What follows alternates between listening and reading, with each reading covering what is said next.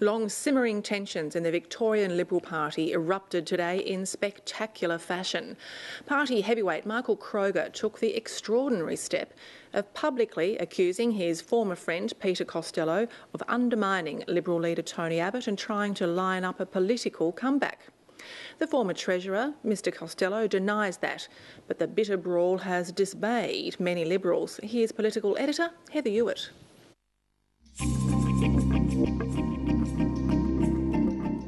As bust-ups go, this one was breathtaking. The long friendship and political partnership between Peter Costello and Michael Kroger is now officially and publicly over.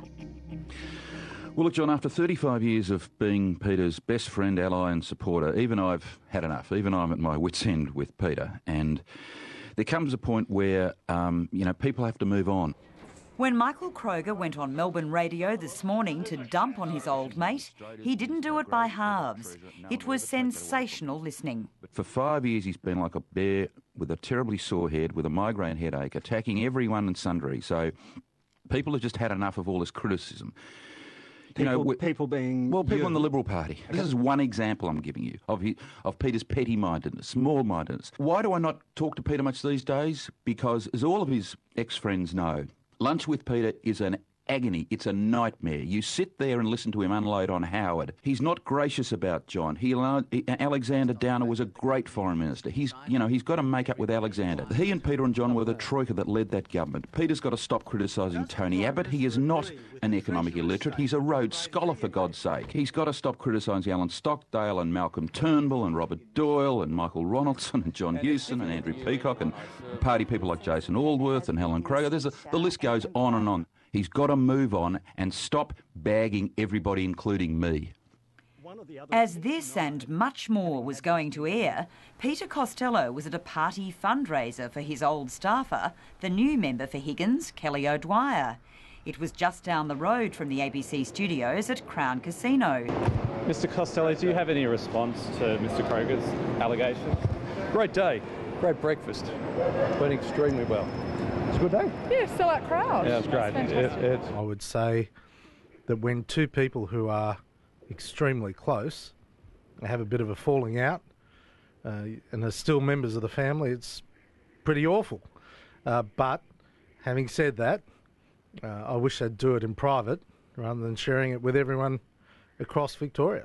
That advice seems highly unlikely to be heeded, not with declarations like this from Michael Kroger. When I'm at my wit's end with him, John, this is the Kroger of the Kroger-Costello faction. When I'm at my wit's end with him, that should tell you something. No, I don't want to have lunch with Peter anymore. I don't want to deal with him anymore. I've been apologising for him and defending him for 35 years, and it's time for him to bury the hatchet with all these people.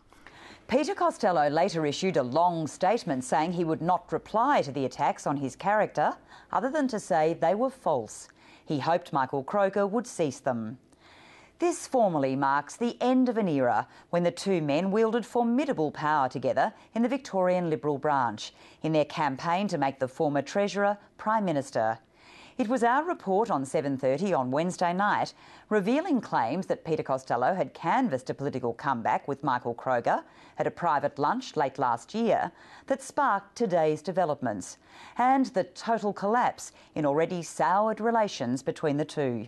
I don't drink, and I'm not suggesting he drank too much at that lunch, but I've got a very clear focus. I know what happened. I know the date. I know where it was. It was in Melbourne. It was in late October. The lunch is claimed to have taken place here at the exclusive Australian Club.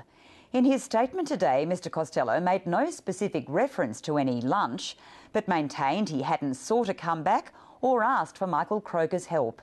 He said the events of this morning indicated why he wouldn't place confidence in him. Still, Michael Kroger insists the conversation did occur and that he rebuffed an approach to see if Josh Frydenberg, in the blue ribbon seat of Kooyong, might step aside for Peter Costello. I said, listen, I'm happy to ring Kelly O'Dwyer or Tony Smith, who are two of his former staffers. And he said, don't ring my former staffers. I said, well, why would Josh Frydenberg or any of the others fellas listen to me? So, anyway, I said, no, that's ridiculous. Tensions built when Michael Kroger's ex-wife, Victorian Liberal Senator Helen Kroger, was dumped to third spot on the Senate ticket. Her supporters think Peter Costello was pulling the strings, but he says he played no part in it.